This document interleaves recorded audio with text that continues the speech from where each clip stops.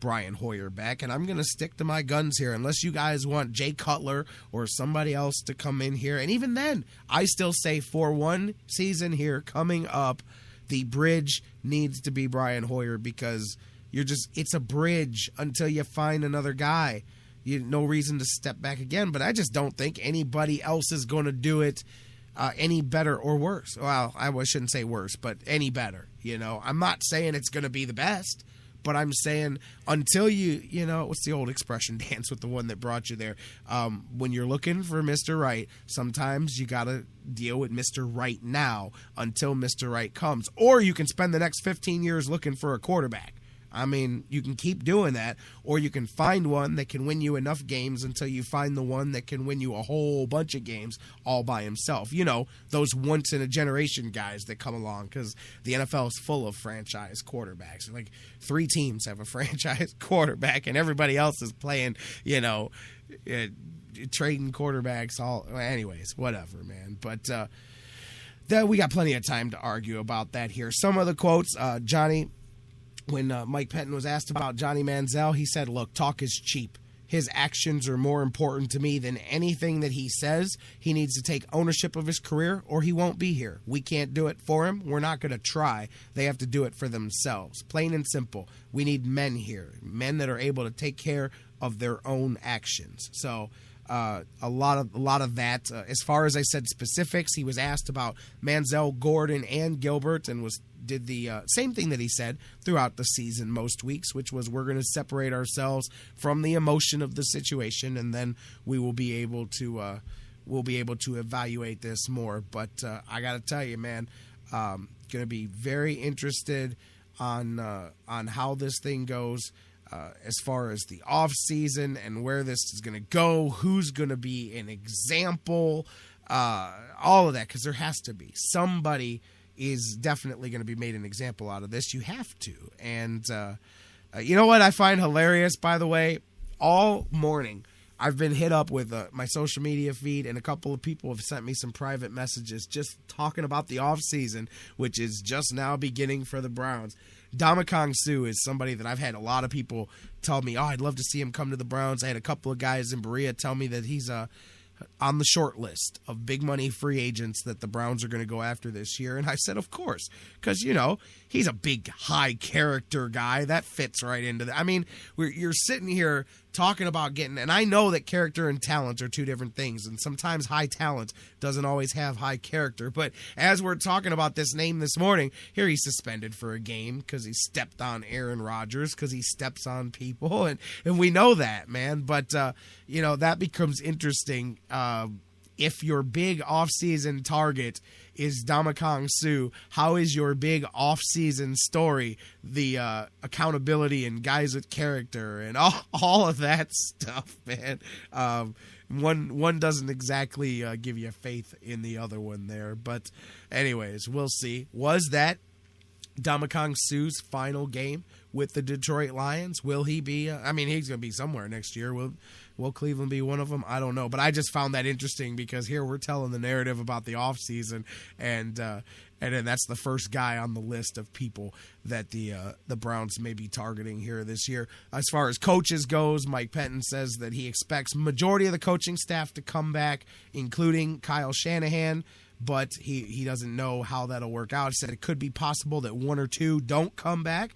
I think Chris Tabor and Dowell Logans are 2 of the guys that would be in that conversation. Also, again, about the quarterback, Mike Pettine said we will discuss all the options, and Brian Hoyer is most definitely one of those options, depending if the circumstances work out for him to come back. So other than that, I haven't really been able to gather the second half of the press conference yet here. Again, about Shanahan, Pettine very clearly said he is retaining Kyle Shanahan, so the only way Kyle Shanahan would leave would be if he was to be offered a better opportunity somewhere else. It would have to be a higher opportunity for him to leave from this job that he's got here. But the Browns plan on retaining Kyle Shanahan. Also, Mike Pettine was very negative on Manziel. While he admitted that the sample size was not very big, he followed that up with it also was not encouraging. So that's his telling. Like I said, with Mike Pettine, If he doesn't directly say it, then you can pretty much read between his lines. And that was one again right there. I mean, very often teams will cover it up. And that was something else that Mike Pettine, Ray Farmer, and Jimmy Haslam have talked about here in their comments this morning, is that no longer are we going to be an organization that sweeps these things under the rug to protect our players in the media. And I like that. That's something that we talked about earlier on today's show with Dan Wismar, is the fact that that is change. You can say it's the same, and I say it's not, because that is the change, is that you address, but it can't just be empty words. It can't. You have to address it. You have to. Somebody's head's got to roll so that the next person goes,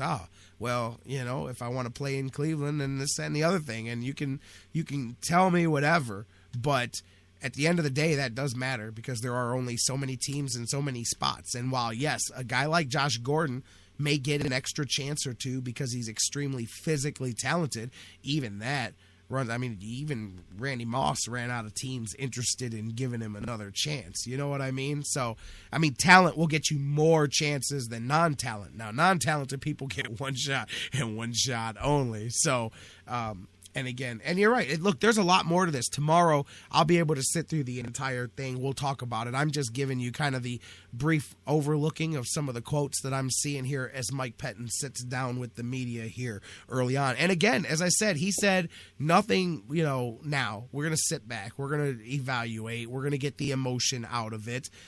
So, it's not like he stood up there today and said, Johnny, pack your bags. But I'll tell you what.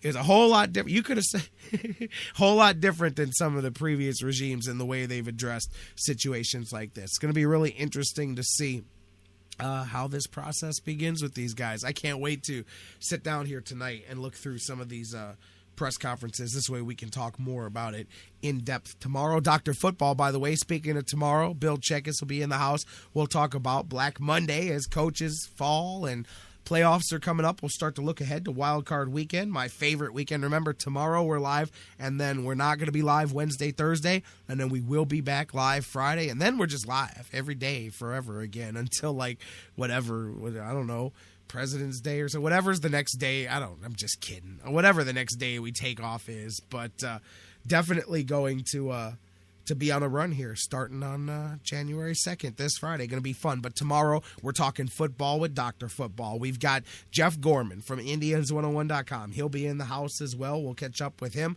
I'll see if Doug Doug's on the road tomorrow. Monsters, he may not be available. We may have to move Doug down to the end of the week or just get back into our usual Tuesday deal with Doug Plagans of the Lake Erie Monsters. I'll check on that for tomorrow's show as well, guys. But either way, we've got a lot of things to talk about here, and can't wait to do it. Jeff Gorman, Dr. Football, Doug Plagans in the house tomorrow. Looking ahead tonight, by the way, looking at something I wanted to tell you guys. Cleveland State continuing that tough stretch of games that they've had here. Some challenging teams, and they fell the other day to Eastern Illinois over the weekend. That was the day before. Was it the day before Christmas? Day before Christmas Eve, actually. That was last Tuesday, but 67-65. They had that game, and then they lost it down the stretch there. Missed a shot at the end to win the game with a go-away. Charlie Lee, 15-6-4. Grady had 14-7-3 for the Vikings, but they fell short. VCU coming in here. These teams haven't played each other since Mouse McFadden and Kevin Mackey days. Last time Cleveland State played VCU was February 10th, 1988. They won 83-76 in Cleveland, and December 20th, 1986. Now that's the Mackey and Mouse McFadden team right there. They went on the road to VCU and won 91-89 in overtime. It has been all that time since these teams have played each other again. So those two teams getting ready to meet here. Last one for the Vikings before they last non-conference game before they kick off Horizon League play coming up this Friday. They take on Milwaukee at the Wolstein Center. But final non-conference game first. It's VCU game number 14 for the CSU Vikings. They're 6-7 this season.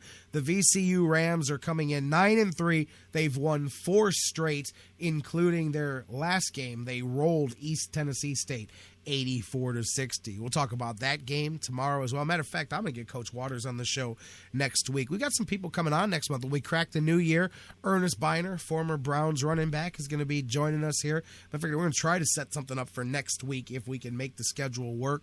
Talk to Ernest about his time here in Cleveland, his book, Everybody Fumbles, and Ernest is a great guy. And we'll get Coach Waters here on the show. Charles was asking me about Stipe. I'm trying to get Stipe on here, talk to him about that close only counts in horseshoes and hand grenades. You know what? Speaking of that UFC fight, well, I'll talk about it another time, but I talked to some national people who had just such a different perspective of that fight, and I'm like, man, am I just colored because I'm from Cleveland? Because there's no way you can convince me that Stipe did not win that fight. No way. But nationally, people look at it otherwise. People look at it like Stipe put up a good fight, but the right man won. And I'm just curious, am I just looking at that? No way. He beat that man senseless for 3 at least of those 5 rounds. But anyways, we'll look to get that set up. Try to get Stipe on the show here. Ernest Biner will be coming up next week. Tomorrow, it's Jeff Gorman. It's Dr. Football. It's you and me, and let's do it live. Same bat time, same bat channel, right here at noon tomorrow across the Sports Fix Radio Network. We love you, Cleveland. Enjoy tonight. We'll see you tomorrow right here on The Fix. Separate the ground from the gritty. We're sick with it.